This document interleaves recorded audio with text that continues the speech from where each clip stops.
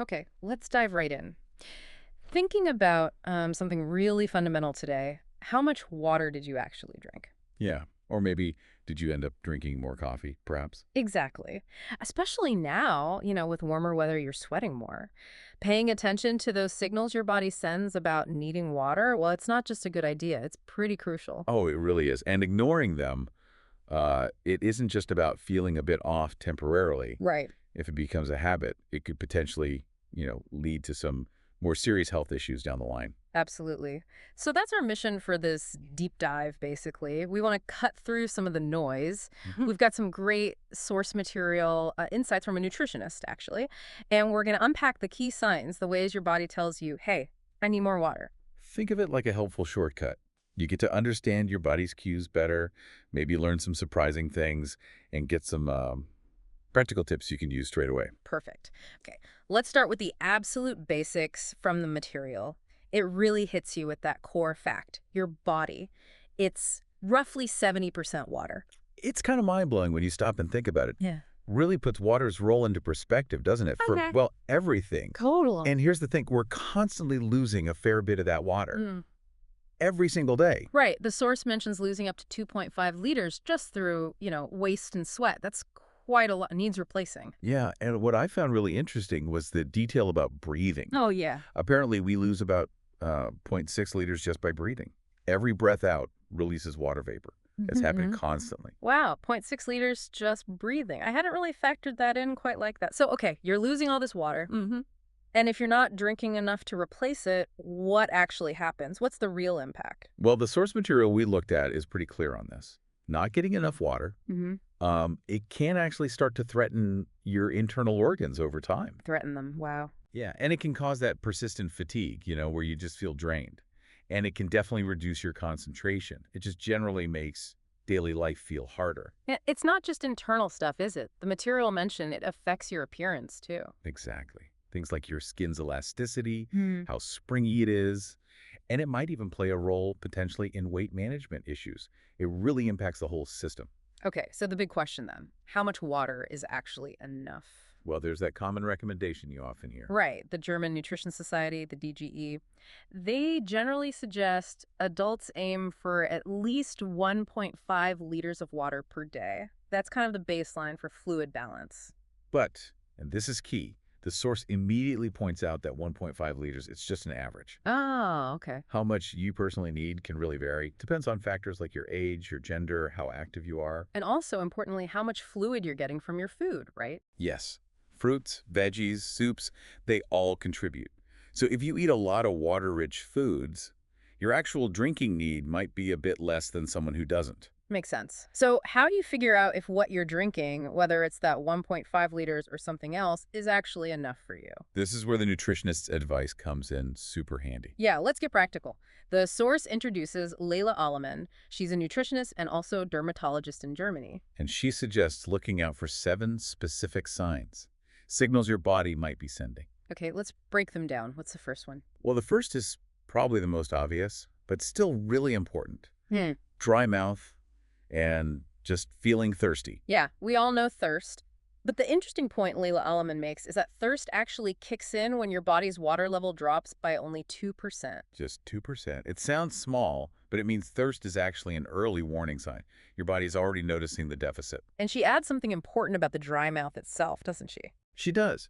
It's not just uncomfortable. A dry mouth actually weakens the immune defenses in your mouth, your oral mucous membrane, Wow. which means you could be potentially more vulnerable to infections. It's like lowering your defenses. Never thought of it quite like that. It's more than just feeling parched. And there was a tip, too. Yeah, a practical one. If you can't grab a drink right that second, even just rinsing your mouth with water can help temporarily. Good tip. Okay, Num- what's sign number 2? Number 2 is often called the easiest self-check. Looking at your urine. Is there only a small amount, or is it a dark yellow color? Ah, the classic pee test. Makes sense. If you're dehydrated, your kidneys try to conserve water, so the urine becomes more concentrated. Exactly. And that concentration makes it look darker yellow. But there's a catch, right? Yes, a really important one Leila Alleman points out. This dark color is a sign unless you happen to be taking certain vitamins. Some B vitamins, for example, can naturally turn your urine bright or dark yellow anyway. Right, so you need context. Always consider that. Good point. What's next on her list? Sign number 3, frequent headaches and maybe feeling dizzy. Okay, how's that linked? Well, if you often get that sort of swimmy head feeling or actual dizziness and you notice that drinking some water seems to help, well, dehydration could definitely be a factor. And the reason why? According to the insights, when you don't have enough water, your blood volume can decrease slightly, meaning blood flow and oxygen delivery to the brain might not be as efficient. It literally impacts how your brain is functioning. Yeah, okay. That leads nicely into the next one then. It does. Sign number 4, feeling really fatigued, like severe fatigue, and having trouble concentrating. This feels like a really common complaint. You slept okay, but you still feel heavy and just tired. How does water fit in? Well, it turns out being thirsty, even mildly dehydrated, actually slows down your body's overall metabolic processes. Slows things down. Yeah, and that sluggishness directly translates into feeling tired. It makes it harder to focus. That's a really clear connection, and the advice is simple. Pretty simple, yeah. Instead of reaching for, say, another coffee or maybe green tea when you feel that afternoon slump, Yeah. try drinking a glass of water first to see if that helps kickstart those metabolic processes again. It's often a surprisingly effective first move. Okay, number 5 takes us to your skin, specifically dry skin. Right, the skin test she mentioned. Exactly. Leila Allman points out this simple test. You gently pinch the skin on the back of your hand between 2 fingers. Pull it up just a little bit. And then see how fast it snaps back. Precisely. The slower that skin returns to normal, the more dehydrated you likely are. Interesting. And she also mentions other signs related to skin, like severe itching because it's so dry, or your skin just looking kind of pale and dull. Makes sense. Dryness really shows. Okay, what's number 6? Number 6, darker circles under your eyes. No, wait. Dark circles. How does not drinking enough water cause those? That seems less obvious. The explanation is actually quite direct. When you're low on water, your blood can become slightly thicker. Thicker blood. Yeah. And thicker blood makes the blood vessels stand out more, especially those tiny ones under the really thin skin around your eyes. Yeah. So they become more visible. Okay. So that visibility is what we see as darker circles. Exactly. Mm-hmm. So the takeaway here is, if you're noticing persistent dark circles, maybe more fine lines around the eyes too, even if you're sleeping enough, Yeah. maybe focus on consistently drinking enough water before just reaching for a heavy concealer. It might be a more fundamental fix. Definitely something to consider. Okay, what's the last one? Number 7. The 7th sign is constipation. Okay, this one feels a bit more intuitive. We Yeah. kind of know fiber needs water. Precisely.